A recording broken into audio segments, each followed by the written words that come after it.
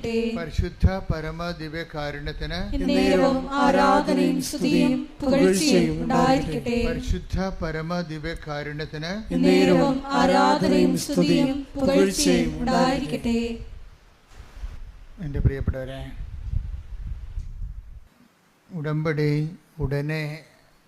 ഉടമ്പടിയുടെ വിഷയത്തിൻ്റെ മേൽ ദൈവീകമായ ഇടപെടലുണ്ടാകാൻ പണ്ട് ഞാൻ നിങ്ങൾക്ക് ഒരു ഷോർട്ട് കട്ട് പറഞ്ഞു തന്നിട്ടുണ്ട്, ഒരു കുറുക്ക് വഴി. എന്താണ്? അമ്മയെ എന്നെ അമ്മയുടെ പ്രത്യക്ഷീകരണത്തിൻ്റെ എല്ലാവരും കാണാൻ പഠിച്ചിരിക്കും അല്ലേ? Thank you. ഇതുപോലെ ഈ ദിവസങ്ങളിൽ ധ്യാനത്തിൽ എൻ്റെ മനസ്സിൽ വന്നൊരു സംഭവമാണ്. അമ്മയെ എന്നെ സുവിശേഷത്തിൻ്റെ സാക്ഷിയാക്കണമേ. സിമ്പിളാണ്, ഇത്രയേ ഉള്ളൂ കാര്യമാണ്. നിങ്ങളെ ഓരോ വിഷയവും ഇങ്ങനെ നിങ്ങളെ എടുത്തെടുത്ത് പറയുന്നതിനേക്കാൾ ഇപ്പം നിങ്ങളുടെ ജോലി, വീട്, വിവാഹം, വഴികൾ, കുടുംബ പ്രശ്നങ്ങൾ ഇങ്ങനെ എടുത്തെടുത്ത് പറയുന്നതിനേക്കാൾ നല്ലത് അമ്മ എന്നെ സുവിശേഷത്തിൻ്റെ സാക്ഷിയാക്കണമേ. പറഞ്ഞേ, അമ്മേ എന്നെ സുവിശേഷത്തിൻ്റെ സാക്ഷികളാക്കണമേ. അപ്പം നിങ്ങളവർക്കും സുവിശേഷത്തിൻ്റെ സാക്ഷി എന്ന് പറയുമ്പോൾ ഇങ്ങനെ ഇവിടെ വന്ന് സാക്ഷ്യം പറയണത് മാത്രമാണ്. അതല്ല, നമുക്ക് സുവിശേഷത്തിൻ്റെ സാക്ഷിയായിട്ട് ജീവിക്കാൻ പറ്റും. നമ്മുടെ ജീവിതത്തിൽ ദൈവ അനുഭവങ്ങൾക്ക് സാക്ഷ്യം വഹിക്കാൻ പറ്റും. ദൈവവചനത്തിന് വിധേയപ്പെട്ടുകൊണ്ട് സുവിശേഷവിഹിതമായ സമീപനത്തോടെ നമ്മൾക്ക് എല്ലാ വിഷയങ്ങൾക്കും സുവിശേഷത്തിൻ്റെ ആന്തരിക അർത്ഥം ആവഹിച്ചുകൊണ്ട് നമുക്കൊരു വിശ്വാസ സമീപനമുണ്ട്. അത് നമ്മുടെ പെരുമാറ്റത്തിലൂടെയാണ് വരുന്നത്. പെരുമാറ്റത്തിലൂടെ നമുക്ക് സുവിശേഷത്തിൻ്റെ സാക്ഷിയാകാൻ പറ്റും. പെരുമാറ്റത്തിലൂടെ ഏറ്റവും നല്ലതുകൊണ്ട് ഇപ്പം നമ്മൾ മരിയോളജി അല്ലെങ്കിൽ മാതാവിൻ്റെ മാതാവിനെക്കുറിച്ചൊക്കെ പഠിക്കുമ്പോൾ മാതാവ് പരിശുദ്ധ അമ്മ സുവിശേഷത്തിൻ്റെ പെരുമാറ്റ സാക്ഷിയാണ്. ഈ ദിവസങ്ങളിൽ എന്നെ ഞാൻ ധ്യാനിച്ചൊരു വിഷയമാണ് പെരുമാറ്റ സാക്ഷി. നമ്മൾ പെരുമാറുന്നില്ലേ, പേരിൻ്റെ പെരുമാറ്റം വെച്ചാൽ നമ്മളെ എന്താണ് സെൽഫ് എക്സ്പ്രഷൻ. നമ്മളിപ്പോൾ ജോസഫച്ചൻ്റെ പേരിൻ്റെ മാറ്റം, അത് ദേഷ്യക്കാരനാണെങ്കിൽ ദേഷ്യമാണ് മാറണത് ശരിക്കും ഇല്ലേ? അപ്പം ഞാൻ ഇനി ദേഷ്യമായിട്ട് ഫൈറ്റ് ചെയ്യേണ്ടി വരും സുവിശേഷവിഹിതമായിട്ട്.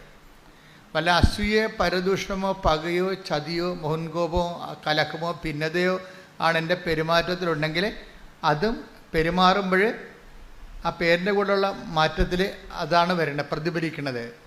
സെൽഫ് എക്സ്പ്രഷൻസ് എന്ന് വരും. പെരുമാറ്റം എന്ന് പറഞ്ഞാൽ അതിനെ വിശ്വാസബന്ധിയായിട്ട് നമ്മളതിനെ തർജ്ജമ ചെയ്താൽ പെരുമാറ്റം ബിഹേവിയറിനേക്കാൾ ഉപരി സെൽഫ് എക്സ്പ്രഷനാണ്. സുവിശേഷം ഒരു സെൽഫ് എക്സ്പ്രഷൻ നമുക്ക് വിഭാവന ചെയ്യുന്നുണ്ട്. സുവിശേഷം സ്വീകരിച്ച ആൾ, സുവിശേഷത്തിൻ്റെ സാക്ഷി, അവരുടെ ഒരു തനത് സെൽഫ് എക്സ്പ്രഷൻസ് ഉണ്ട്. മാതാവിൻ്റെ പരിശുദ്ധ അമ്മയുടെ സെൽഫ് എക്സ്പ്രഷൻ എന്താണ്? മറിയത്തിൻ്റെ മൗനമാണ് അല്ലേ? മറിയം എല്ലാം ഹൃദയത്തിൽ കടുത്ത സംഘർഷാവസ്ഥയിൽ പൊട്ടിത്തെറിക്കാതെ അത് ഹൃദയത്തിൽ take the word of God. അതായത് ലൂക്ക 2:19 2:51 ഈ വചനമുള്ളത്. 2 പ്രാവശ്യമുണ്ട്. ലൂക്ക 2:19 മറിയമാകട്ടെ ഇവയെല്ലാം ഹൃദയത്തിൽ സംഗ്രഹിച്ച് ഗാഢമായി ചിന്തിച്ചുകൊണ്ടിരുന്നു. നമ്മൾ പ്രതീക്ഷിക്കുന്നതും നമ്മൾ എക്സ്പെക്റ്റ് ചെയ്യണതും നമ്മൾ എക്സ്പെക്റ്റ് ചെയ്യുന്നതിന് ഘടകവിരുദ്ധമായി സംഭവിക്കുക. നമ്മൾ പ്രതീക്ഷിക്കുന്നതിന് ഘടകവിരുദ്ധമായൊരു സംഭവം നടക്കുക. ഇപ്പോൾ 26-ാം തീയതി 2 ലക്ഷം രൂപ തരാമെന്ന് പറഞ്ഞു. അപ്പം നമ്മൾ 27-ാം തീയതി നിങ്ങളുടെ കടക്കാർക്ക് ഡേറ്റ് പറഞ്ഞിരിക്കുകയാണ്. ഇയാൾ പറഞ്ഞതനുസരിച്ചാണ് നമ്മൾ ഡേറ്റ് കൊടുത്തിരിക്കുന്നത് അല്ലേ? 26-ാം തീയതി നമുക്ക് പൈസ കിട്ടണം, നമ്മൾ 27-ാം തീയതി നമ്മുടെ കടക്കാർക്ക് കൊടുക്കും. അപ്പോൾ 26-ാം തീയതി പൈസ തരാനുള്ള ആൾ, അപ്പോൾ നമ്മൾ വളരെ ക്ലിയറാണ്, സന്തോഷമായിട്ടൊക്കെ ഇരിക്കുകയാണ്. അപ്പോൾ 26-ാം തീയതി ഇയാൾ നമ്മളെ വിളിച്ചിട്ട് പറയാണ്, ഡേറ്റ് നിങ്ങൾക്ക് പറഞ്ഞ ആളിനോട് ഡേറ്റ് നീട്ടിത്തരുമോ എന്ന് ചോദിക്കുക. ഇവിടെ എനിക്ക് പൈസ കിട്ടിയിട്ടില്ല. ഇച്ചോ, ഇനി ഞാൻ നാട്ടിൽ നിൽക്കാൻ പറ്റത്തില്ല, ആൾക്കാരെന്നെ തല്ലിക്കൊല്ലുമെന്നാണ് നമ്മളെ പൊട്ടിത്തെറിക്കും. അപ്പോൾ നമ്മുടെ ഉടമ്പടിയെല്ലാം പോയി. ഉണ്ടാ, ഒറ്റ സംഭവത്തിൽ ഉടമ്പടിയെല്ലാം ഉടഞ്ഞു പോകും.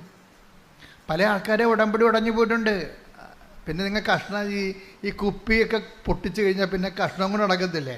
ഉടമ്പടിയുടെ ഉടഞ്ഞ കഷ്ണം കൊണ്ടാണ് ചില ആൾക്കാർ നടക്കുന്നത്. ഉടമ്പടി ഉടഞ്ഞു പോയി നേരത്തെ, അതിൻ്റെ കഷ്ണം കൊണ്ടാണ് നിങ്ങൾ നടക്കുന്നത് പലരും. കാര്യം ഉടമ്പടി ഉടയണ സാഹചര്യം കാര്യം ഉടമ്പടിയുടെ ഈ ബിഹേവിയറിസം ബിഹേവിയറിസം അല്ല, ഈ സെൽഫ് എക്സ്പ്രഷൻസ്. കാര്യം നമ്മൾ ആരോടെ ഉടമ്പടി ചെയ്തിരിക്കണത്? ദൈവത്തോട്. അപ്പോൾ ദൈവത്തോട് ഉടമ്പടി ചെയ്യുമ്പോൾ നമ്മളുടെ റിസ്ക് എന്താ? ദൈവത്തിൻ്റെ ഒരു സ്വഭാവത്തിലേക്ക് നമ്മൾ അങ്ങനെ വരും എന്നുള്ള രീതിയിൽ നമ്മളെ ദൈവത്തിൻ്റെ തുല്യാക്കി കണ്ടുകൊണ്ടാണ് ദൈവം നമ്മളോട് ഉടമ്പടി ചെയ്തിരിക്കുന്നത്. ദൈവത്തിൻ്റെ സ്വഭാവത്തിലേക്ക് നമ്മൾ വരും എന്ന് ദൈവം പ്രീസപ്പോസ് ചെയ്തിട്ടാണ് നമ്മളോട് ഉടമ്പടി ചെയ്തിരിക്കണത്. അപ്പോൾ നമ്മളെന്ത് ചെയ്യും? വരാൻ പോകുന്ന അനുഭവങ്ങളെ എല്ലാം എടുത്തിട്ട്, അപ്പോൾ അമ്മ ഇപ്പോൾ ഒത്തിരി പെറ്റുകിടക്കണ രാത്രിയിൽ പ്രാകൃതനായ മനുഷ്യർ വന്ന്, പ്രതീക്ഷിച്ചല്ല ശരിക്കും പറഞ്ഞാൽ അത്. അപ്പോൾ പൊട്ടിത്തെറിക്കേണ്ടതാണ്, അല്ലെങ്കിൽ നിരാശപ്പെടേണ്ടതാണ്. ഈ ചുമ്മാ ഈ ചവക്കുഴി വന്ന് കിടക്കേണ്ടി വന്നല്ല. ദൈവത്തിന് വേണമെങ്കിൽ എന്നെ വീട്ടിൽ നിർത്താൻ പാടില്ലായിരുന്നോ? എന്തിനാണ് ഇപ്പോൾ ഈ കനേഷുമാരി ഇപ്പോൾ കൊണ്ടുവന്ന് വെച്ചത്? 100,000 ചോദ്യങ്ങൾ നമുക്ക് വേണമെങ്കിൽ ദൈവത്തോട് ചോദിക്കാം. പല ആൾക്കാരും ദൈവത്തോട് ഒത്തിരി ചോദ്യങ്ങൾ ചോദിച്ചാണ് അകന്നു പോയത്. പല പല കാര്യങ്ങൾ. ഇപ്പം ഞാൻ 3 പ്രാവശ്യം പുതുക്കിയതല്ലേ? ദൈവത്തോട് ചോദിക്കാവുന്ന ചോദ്യമാണ് അല്ലേ? ഞാൻ IELTS ഇപ്പോൾ 8 പ്രാവശ്യം എഴുതിയ ഒരാൾക്കുണ്ട്, ഞാൻ ഇന്നലെ കണ്ട്. അപ്പോൾ CCA പരീക്ഷ 16 പ്രാവശ്യം എഴുതിയ ഒരാളെ കണ്ട്. ഇനി അയാൾക്ക് ചാൻസ് ഇല്ല, അയാൾ ഉദ്യോഗം രാജിവെക്കേണ്ടി വരും. ഞാൻ പറഞ്ഞ് രാജിവെക്കേണ്ടി വരത്തില്ല, നീ ധൈര്യമായിട്ട് പോകാൻ പറഞ്ഞു. അതെന്ത്, ഞാൻ അയാളെ കണ്ടുകൊണ്ട് പറയണതാണ്? അല്ല, അത് എൻ്റെ ഒരു ആസ്തി. ഇത്രയും നാൾ ദൈവത്തിന് വേണ്ടി ജീവിച്ചതിൻ്റെ ഒരു ആസ്തിയുണ്ട്.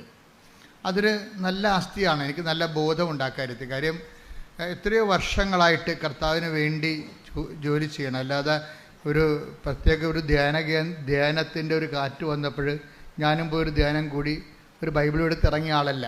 ഞാൻ എൻ്റെ കുടുംബത്തിൽ എൻ്റെ അപ്പൻ അനുഭവിച്ച ദൈവത്തിൻ്റെ അനുഭവങ്ങളുണ്ട്, അത് കണ്ട് ഞാൻ വളർന്നതാണ്. അതുകൊണ്ട് എങ്ങനെയാണ് ദൈവമായിട്ട് ഇടപെടേണ്ടതും ദൈവമായിട്ട് എങ്ങനെ ജീവിക്കേണ്ടതും എങ്ങനെയാണ് സാധാരണ നിലയിൽ, അല്ലാതെ ഒത്തിരി സാങ്കേതികമല്ല, ഒരു പാവപ്പെട്ട മനുഷ്യൻ അവൻ്റെ ജീവിതാവസ്ഥകളിൽ എങ്ങനെയാണ് ദൈവത്തോട് ലളിതമായി ദൈവത്തെ ആധ്യാത്മിക ജീവിക്കുക, അതൊക്കെ കുടുംബത്തിൽ നിന്ന് പഠിച്ചതാണ്. അപ്പോൾ അതെനിക്ക് കൾച്ചറായിട്ട് എൻ്റെ ഉണ്ട്. അപ്പോൾ അതുകൊണ്ട് എനിക്കെൻ്റെ മനസ്സിൽ വന്നപ്പോഴും എൻ്റെ അപ്പൻ എന്നോട് പറയുമായിരുന്നു, നീ മിഷണറി ആകണം കേട്ടാ, മിഷണറി ആകണമെന്ന് പറയും. അപ്പനും മിഷണറിയോട് ഭയങ്കര ഇഷ്ടമായിരുന്നു. ഞാൻ എൻ്റെ ജീവിതത്തിൽ എഴുതി വെച്ചിട്ടുണ്ട് മിഷണറി. അപ്പോൾ അപ്പൻ പക്ഷേ എന്നെ മിഷണറി ആക്കാൻ ദൈവത്തിന് അത്രയ്ക്ക് താല്പര്യമില്ല. അതുകൊണ്ട് അപ്പൻ മരിച്ചു കഴിഞ്ഞാൽ ഞാൻ സെമിനാരിൽ ചേരണത്. അപ്പം ഞാൻ ഇടവക വൈദികനായിട്ടാണ് ചേർന്നതെങ്കിലും എൻ്റെ മനസ്സിലുണ്ട്, ഞാൻ പഠിച്ചത് കാലങ്ങളിലെല്ലാം മിഷനെക്കുറിച്ചാണ് കേട്ടിരിക്കുന്നത്. ഞാൻ 6ാം ക്ലാസ്സിൽ പഠിക്കുമ്പോൾ ഇവിടുന്ന് ഇപ്പോഴും അദ്ദേഹം ജീവിച്ചിരിപ്പുണ്ട്. മരിയാനേശ്വരം വെച്ചിട്ടുണ്ടായിരുന്നു. അദ്ദേഹം ഇപ്പോഴും ജീവിച്ചിരിപ്പുണ്ട്. പ്രായം വലിയ കുഴപ്പമില്ലാതിരിപ്പുണ്ട്, ഇപ്പോഴും പ്രായമായി. അപ്പം അദ്ദേഹം വന്ന് ബോർഡിലിങ്ങനെ എഴുതും, ലോകം, അതായത് നിങ്ങൾ ലോകം മുഴുവനും പോയി എല്ലാ സൃഷ്ടികളോടും സുവിശേഷം പ്രസംഗിക്കുകയും. അത് തന്നെയാണ് യേശുദാസച്ചനും. അങ്ങനെ ഒരു അച്ഛനും മരിച്ചുപോയി. അന്ന് എൻ്റെ 8ാം ക്ലാസ്സിൽ വന്ന് ബോർഡ് എഴുതിയിടും, ഒരു ക്ലാസ് മിഷണറീസിൻ്റെതാണ്. അപ്പോൾ അന്നേ ഞാൻ എൻ്റെ തീരുമാനിച്ച് മിഷനാണ് ഏറ്റവും വലുതെന്ന്.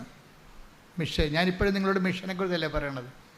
നമ്മളിവിടം വരെ എത്തിയതും മാതാവ്, ഞാൻ ഒരു മിഷണറി അല്ലായിരുന്നെങ്കിൽ മാതാവ് പ്രത്യക്ഷപ്പെടേണ്ട ഒരു കാര്യമില്ല. ഞാൻ മിഷണറി ആയതുകൊണ്ടാണ് പ്രത്യക്ഷപ്പെട്ടത്. നിങ്ങളൊക്കെ മിഷണറി അല്ല. കൃപാസനം പത്രത്തെക്കുറിച്ചല്ലേ ഇപ്പോൾ ഏറ്റവും കൂടുതൽ സാക്ഷ്യങ്ങൾ വരണത്. പത്രം വിതരണം ചെയ്യുമ്പോഴും അത് ആൾക്കാരിപ്പോൾ വിശദീകരിച്ചല്ലേ കൊടുക്കണത്.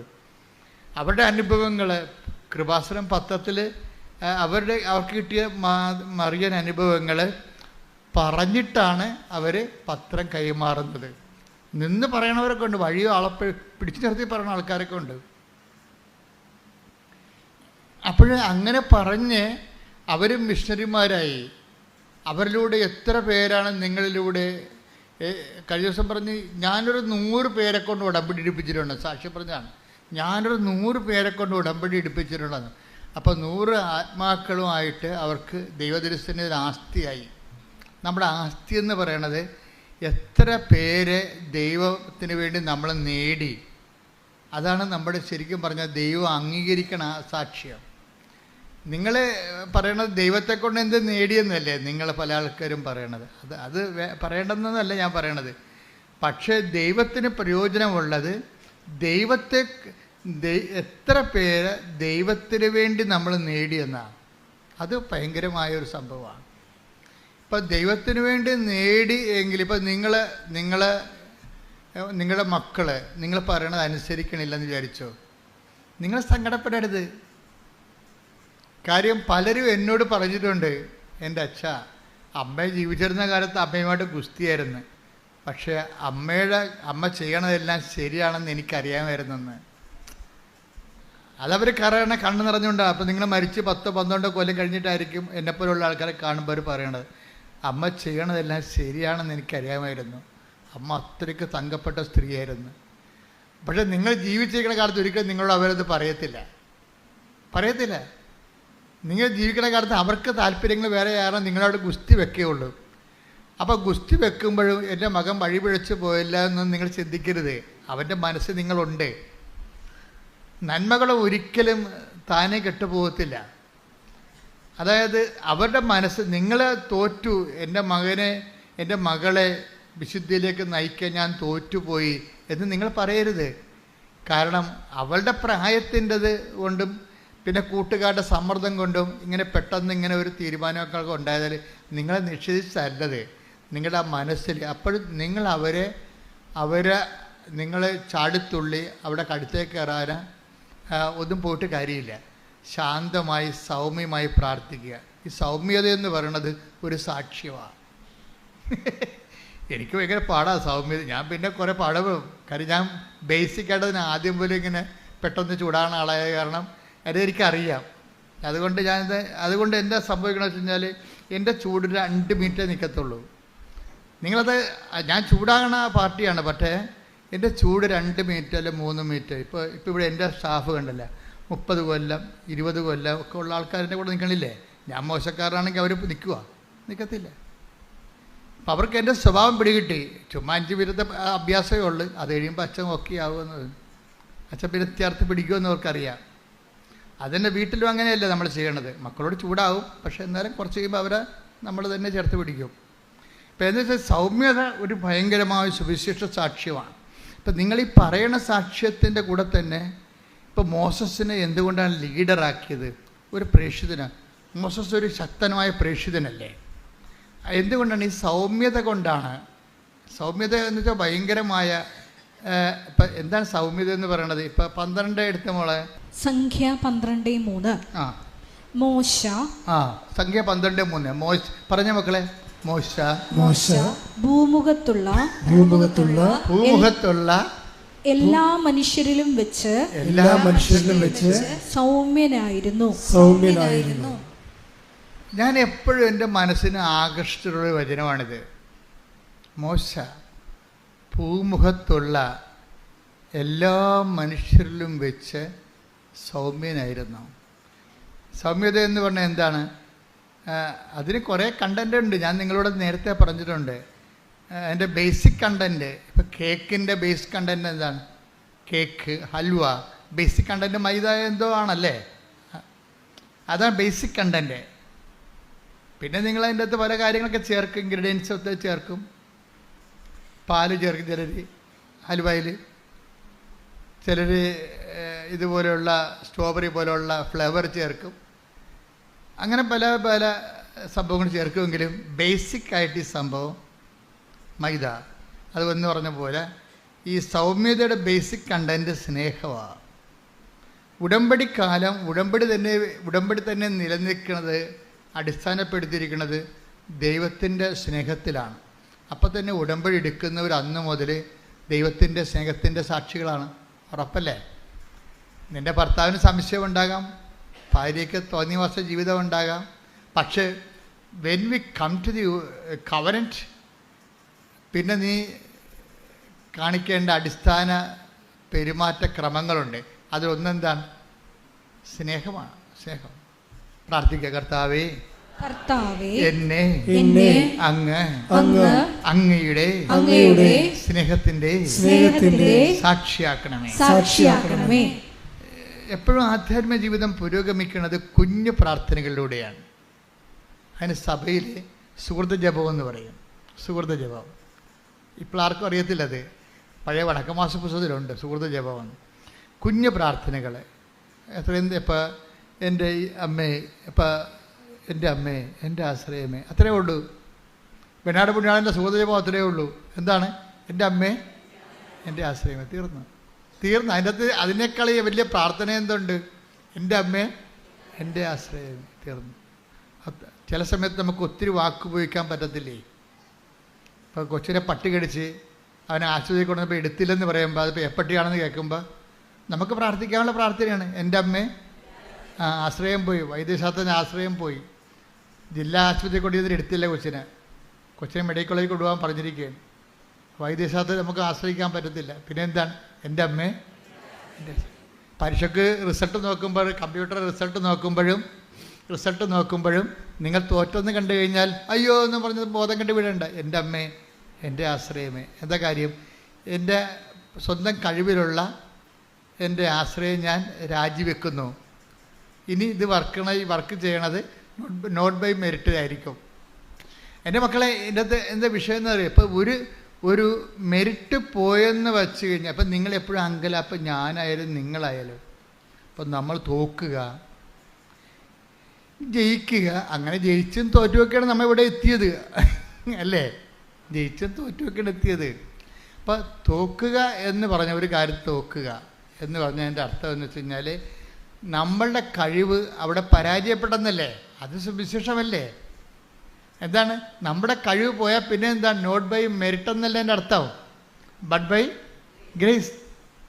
അത് നമ്മൾ തോറ്റു എന്ന് വെച്ചാൽ എൻ്റെ അർത്ഥം എന്താണ്? നിങ്ങൾ സന്തോഷിക്കണം. എന്താണ്? ഇനി എൻ്റെ കഴിവ് കൊണ്ട് ഇത് നടക്കത്തില്ല. ഇനി ആരാണ്? പക്ഷേ നിങ്ങളൊരു നിരീശ്വരവാദിയാണെങ്കിൽ നിങ്ങളുടെ ജീവിതം അവിടെ ഫുൾ സ്റ്റോപ്പ് ആകും.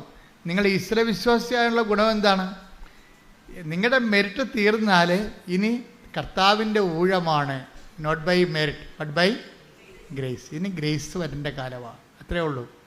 അപ്പോൾ നിങ്ങൾ 2 പ്രാവശ്യം തോറ്റു കഴിഞ്ഞാൽ അതിൻ്റെ അർത്ഥം എന്താ? നിങ്ങളുടെ മെറിറ്റ് സീറോയാണ്, സീറോ മെറിറ്റിലാണ്. ഇനി എന്തെങ്കിലും സംഭവിക്കണമെന്നുണ്ടെങ്കിൽ ദൈവം അത്ഭുതങ്ങൾ പ്രവർത്തിക്കണം, അല്ലേ? ഇപ്പോൾ ദൈവത്തെക്കുറിച്ച് എന്താ പറയണത്? അത്ഭുതങ്ങൾ പ്രവർത്തിക്കുന്ന 4:2 എടുത്തവനെ ഹെബ്രായർ 2:4 അടയാളങ്ങൾ, അത്ഭുതങ്ങൾ, പല വിധത്തിലുള്ള ശക്തമായ പ്രവൃത്തികൾ എന്നിവ കൊണ്ടും തന്റെ ഇഷ്ടത്തിനൊത്ത് പരിശുദ്ധാത്മാവിനെ ദാനം ചെയ്തുകൊണ്ടും ദൈവം തന്നെ ഇതിന് സാക്ഷ്യം നൽകിയിരിക്കുന്നു. അപ്പൊ നമുക്ക് ലഭിക്കുന്ന അത്ഭുതങ്ങളില്ലേ, അടയാളങ്ങൾ എന്തിൻ്റെയാണ്? ദൈവത്തിൻ്റെ സാക്ഷ്യമാണ്. പിടിയിട്ടില്ലേ? അത്ഭുതങ്ങൾ, അടയാളങ്ങൾ. പറഞ്ഞേ, അത്ഭുതങ്ങൾ, അടയാളങ്ങൾ. ഹെബ്രായർ 2:4 അത്ഭുതങ്ങൾ, അടയാളങ്ങൾ. പറഞ്ഞേ, അത്ഭുതങ്ങൾ, അടയാളങ്ങൾ, പലതരത്തിലുള്ള വീര്യപ്രവൃത്തികള്.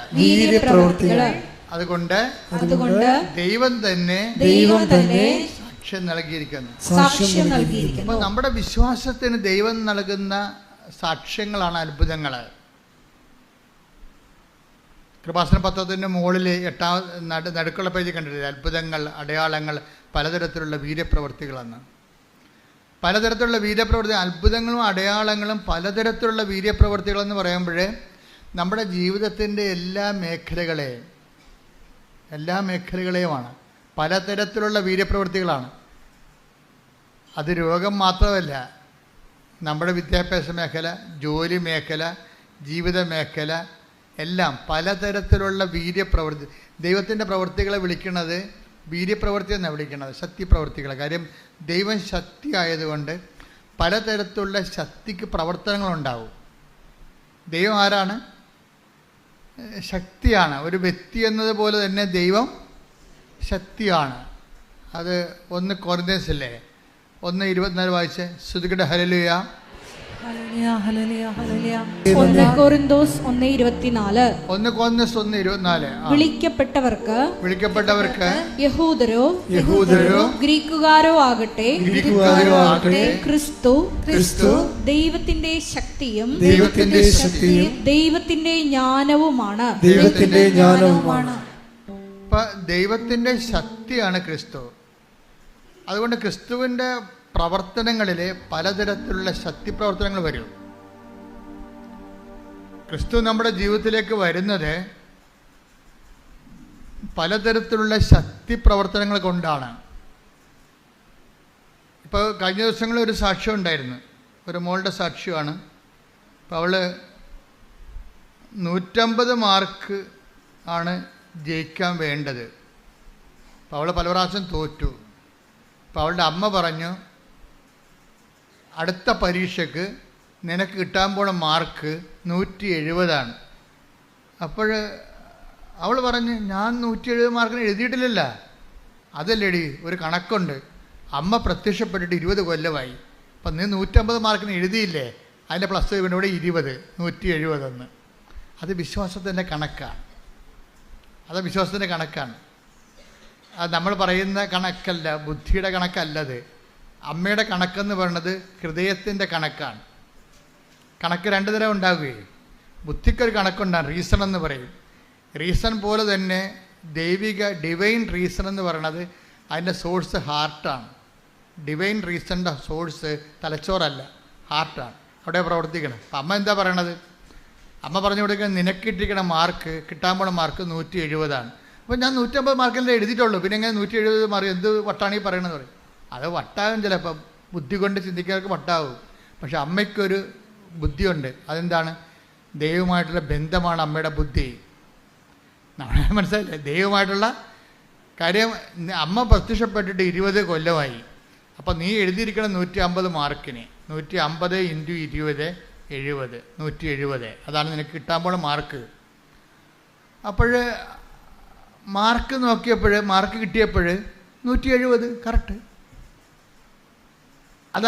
അതായത് നമ്മൾ വിശ്വസിച്ചു അതിൻ്റെ അകത്ത് കളങ്കമില്ല എന്ന് കണ്ടാൽ ദൈവത്തിന് ആ വിശ്വാസത്തെ ഹോണർ ചെയ്യേണ്ടി വരും. അതാണ് വിശ്വാസത്തിൻ്റെ വിഷയം. നമ്മൾ വിശ്വസിച്ചതിനെ അതിൻ്റെ അകത്ത് കളങ്കമില്ല എന്ന് കണ്ടാൽ വിശ്വാസത്തിലുണ്ടാകുന്ന വിഷയം കളങ്കമാണ്. നമ്മൾ സംശയം എന്ന് പറഞ്ഞാലും വിശ്വാസ കളങ്കം എന്നാണ് അതിൻ്റെ പേര്. വിശ്വാസത്തിൽ സംശയം പാടില്ല, പിന്നെ അത് വിശ്വാസമല്ലല്ലോ. സംശയം ഉണ്ടെങ്കിൽ കളങ്കിത വിശ്വാസം എന്ന് ഞാൻ പറയത്തുള്ളൂ. വിശ്വാസത്തിൽ നിങ്ങൾക്ക് സംശയം ഉണ്ടെങ്കിൽ അതിൻ്റെ അർത്ഥം എന്താണ്? കളങ്കിത വിശ്വാസം. ഇപ്പം ചില ആൾക്കാർ പറയില്ലേ, കളങ്കിത പണക്കാരെന്നൊക്കെ പറയത്തില്ലേ? എന്നുവെച്ചാൽ ഗവൺമെൻറ്റിന് കൊടുക്കുന്നത് ദൈവത്തിന് ഗവൺമെൻറ്റിന് കൊടുക്കാതെയൊക്കെ നികുതി വെട്ടിക്കുന്ന ആൾക്കാരുടെ കയ്യിലിരിക്കുന്ന പണമാണ് കളങ്കിത പണം. അപ്പോൾ അതുപോലെ ഓരോ കാര്യം കളങ്കിതം എന്ന് ചേർത്ത് പറയും. അതായത് ഇതുപോലെ വിശ്വാസത്തിൽ സംശയം വന്നാൽ കളങ്കിത വിശ്വാസം എന്ന് പറയും. ഇപ്പം കളങ്കിത വിശ്വാസം അല്ലാതെ ഈ അമ്മയുടെ വിശ്വാസം എന്ന് പറയുന്നത്, എൻ്റെ മകൾ രക്ഷപ്പെടാൻ അവൾ പഠിച്ച വിഷയം ഇതാണ്. ഒന്നെങ്കിൽ ഇതുകൊണ്ട് തീരും, അല്ലെങ്കിൽ ഇതിനെ അതിജീവിക്കാൻ അവൾക്ക് മെറിറ്റില്ല. പിന്നെന്താണ്? അവൾക്കുള്ളത് നിൻ്റെ ഗ്രേസാണ്. അതുകൊണ്ട് അവളുടെ മാർക്ക് നിൻ്റെ പ്രത്യക്ഷീകരണത്തിൻ്റെ സത്യാവസ്ഥ ബോധ്യപ്പെടുത്താൻ വേണ്ടി അത് ഞാൻ 20 ചേർത്ത് വിളിക്കണം.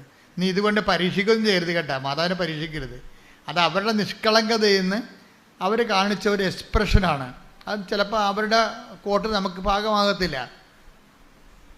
മനസ്സിലായില്ലേ? അപ്പോൾ ഇതുകൊണ്ട് പരീക്ഷിക്കാൻ വേണ്ടി പറയണതല്ല, മറിച്ച് അവരെ നിഷ്കളങ്കമായിട്ട് അവർ ഒരു സ്റ്റേറ്റ്മെൻ്റ് ഇറക്കി. എന്താണ്? മാതാവിൻ്റെ പ്രത്യക്ഷീകരണത്തിൻ്റെ 20. അപ്പോൾ മാതാവിൻ്റെ പ്രത്യക്ഷീകരണത്തിൽ അവർ വിശ്വസിക്കുന്നു. അതല്ല വിഷയം, അതാണ് 20 ചേർത്തത്. മാതാവിൻ്റെ പ്രത്യക്ഷീകരണത്തിൽ അവർ വിശ്വസിക്കുന്നു. മാതാവിൻ്റെ പ്രത്യക്ഷീകരണത്തിൽ അവർ വിശ്വസിച്ച് കഴിഞ്ഞാൽ പിന്നെ ബോൾ മാതാവിൻ്റെ കോട്ടിലായി. ആ പ്രത്യക്ഷീകരണം സത്യമായതുകൊണ്ട് അത് സ്ഥിരീകരിക്കേണ്ട ബാധ്യത അമ്മയ്ക്കാണ്. അതുകൊണ്ട് എന്ത് ചെയ്ത് ആ കറക്റ്റ് പറഞ്ഞ് 21 അല്ല 19 അല്ല, കറക്റ്റ് 170. അത് ഓരോ വിശ്വാസികൾ നേടിയെടുക്കുന്ന നിഷ്കളങ്കമായ സ്വകാര്യമായ നേട്ടങ്ങളാണ്. അപ്പം ചിലപ്പോൾ അത് എല്ലാവർക്കും അത് ബാധകമാകത്തില്ല, അത് ജനറലൈസ് ചെയ്യാൻ പറ്റത്തുമില്ല. വ്യക്തിപരമായ സ്വകാര്യ അനുഭവങ്ങളാണ്. ചില സ്വകാര്യ അനുഭവങ്ങൾ നമുക്ക് ജനറലൈസ് ചെയ്യാൻ പറ്റത്തില്ല. പക്ഷെ ജനറലൈസ് ചെയ്യാവുന്ന സ്വകാര്യ അനുഭവങ്ങളുണ്ട്. ഇപ്പം കഴിഞ്ഞ ദിവസങ്ങളിലൊരു സാക്ഷ്യം ഉണ്ടായത് സുനിൽ എന്നും പറഞ്ഞ സഹോദരൻ്റെ സാക്ഷ്യമാണ്. അവർ കല്ലമ്പലം, അതെവിടെയാണ്? തിരുവനന്തപുരം. തിരുവനന്തപുരത്തെ കല്ലമ്പലത്തിൽ നിന്ന്. അവരുടെ പേര്, ഭാര്യയുടെ പേര് ബീന, ഭർത്താവിൻ്റെ പേര് സുനിൽ എന്നാണ്. ഇത് ഈ ആഴ്ചയിൽ നല്ല നല്ല ഒത്തിരി സാക്ഷ്യങ്ങൾ ഉണ്ടായിട്ടുണ്ട്. പക്ഷെ എന്നെ ബാധിച്ച സാക്ഷ്യം ഇതാണ്.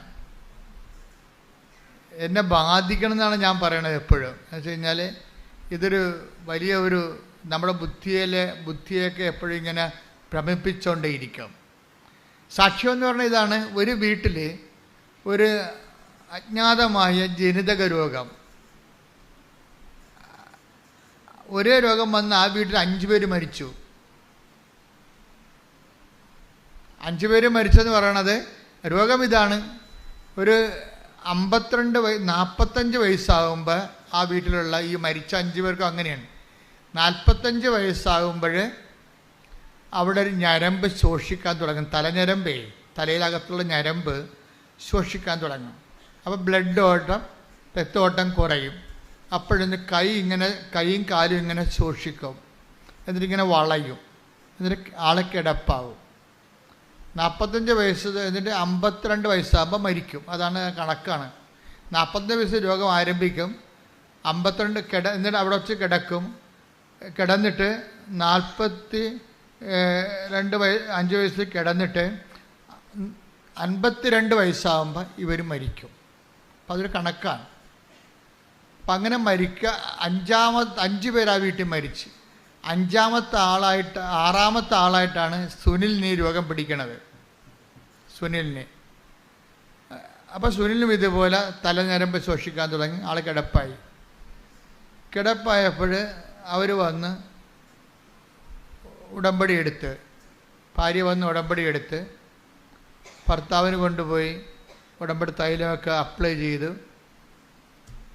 അയാൾ പതുക്കെ എഴുന്നേറ്റ് വന്ന് അയാൾ ജോലിക്ക് പോയി. 3 കൊല്ലം ജോലിക്ക് പോയി. അപ്പോൾ അയാളത് സാക്ഷ്യം പറയേണ്ട ഒരു കാര്യമായിട്ട് എടുത്തില്ല. അതാണ് വിഷയം. ചില ആൾക്കാർക്ക് ഇങ്ങനെ ഞാൻ നിങ്ങളോട് പറഞ്ഞിട്ടില്ലേ, ആലപ്പുഴ വന്ന് പണിമടിക്കരുതെന്ന് പറയുന്നത് എൻ്റെ കാര്യം എന്ന് വെച്ചാൽ, ചില ആൾക്കാർ അനുഗ്രഹം കിട്ടിക്കഴിഞ്ഞാൽ പിന്നെ പതുക്കിക്കളയും. ദൈവത്തിന് കൊടുക്കേണ്ട മഹത്വം കൊടുക്കത്തില്ല അവർ. അപ്പോഴെന്താ പ്രശ്നം വെച്ച് കഴിഞ്ഞാൽ, ദൈവത്തിൻ്റെ മഹത്വം നമുക്ക് മൂടി വെക്കാൻ പറ്റത്തില്ല. അതുകൊണ്ട് തന്നെ ഈ കാണിച്ച കൃതജ്ഞത കാണിച്ചിരിക്കണില്ലേ, അപ്പോൾ അതൊക്കെ പ്രൊട്ടക്ഷൻ പോകും, സംരക്ഷണം പോകും. ദൈവത്തിന് കർത്താവ് വന്നപ്പോൾ ദൈവത്തിനുള്ള ദൈവത്തിനും സീസറിനുള്ളത് സീസറിനും. അപ്പം നമുക്ക് കിട്ടിയ അനുഗ്രഹങ്ങൾ അത് ദൈവം മഹത്വപ്പെടാൻ വേണ്ടിയുള്ളതാണ്. കാര്യം ഹെബ്രായർ 2:4 അനുസരിച്ചുകൊണ്ട് പലവിധത്തിലുള്ള ശക്തിപ്രവൃത്തികളിൽ ഒന്നാണ് ഇയാൾക്ക് കിട്ടിയിരിക്കുന്നത്. അത്ഭുതങ്ങളും അടയാളങ്ങളും പലതരത്തിലുള്ള ശക്തിപ്രവർത്തനങ്ങളും അതിലൊന്നാണ് ഇയാൾക്ക് കിട്ടിയിരിക്കുന്നത്. ഇയാൾ രക്ഷപ്പെട്ടു കഴിഞ്ഞപ്പോൾ അത് സ്വാഭാവികമായ രക്ഷപ്പെടലാണെന്നൊക്കെ പറഞ്ഞുകൊണ്ട് ഇയാൾ മഹത്വം കൊടുക്കാതെ അയാൾ ജോലിക്ക് പോയി. പിന്നെ 3-ാം കൊല്ലം അയാൾ അതുപോലെ തന്നെ വെട്ടിയിട്ട തടി പോലെ ആൾ വീണ് പഴയ രോഗം തിരിച്ചു വന്ന്. അപ്പം സാക്ഷ്യം പറയാതിരിക്കുന്നവർക്കെല്ലാം പഴയ അസുഖം തിരിച്ചു വരുമെന്ന് ഞാൻ പറയത്തില്ല. അതിൻ്റെ 3 ഇരട്ടിയായിട്ട് വേറെ പണികളൊക്കെ തിരിച്ചു വരും, ഒരു സംശയമില്ല. സാക്ഷ്യം പറയാതിരിക്കുന്ന ആൾക്കാർക്ക് പഴയ അസുഖം തിരിച്ചു വരുമെന്ന് ഞാൻ പറയത്തില്ല. അതിൻ്റെ പല പല വെറൈറ്റി തിരിച്ചു വരും. എന്താ കാര്യം എന്നറിയാവോ? അതിൻ്റെ കാരണം നിങ്ങൾ സാക്ഷ്യം ദൈവത്തിന് മഹത്വം കൊടുക്കാത്തടത്തോളം കാലം നിങ്ങളാരായി? കടക്കാരായി മാറി. കടക്കാർക്ക് എന്താ സംഭവിക്കുന്നത്? പ്രൊട്ടക്ഷൻ പോയി. ദൈവവും നിങ്ങളും തമ്മിലുള്ള റിലേഷനിൽ നിങ്ങൾ കടക്കാരായി നിൽക്കണം. അപ്പോൾ അതോടുകൂടി നിങ്ങളുടെ സംരക്ഷണം പോയി. ആർക്കും കയറി മേയാൻ പറ്റിയ അവസ്ഥയായി.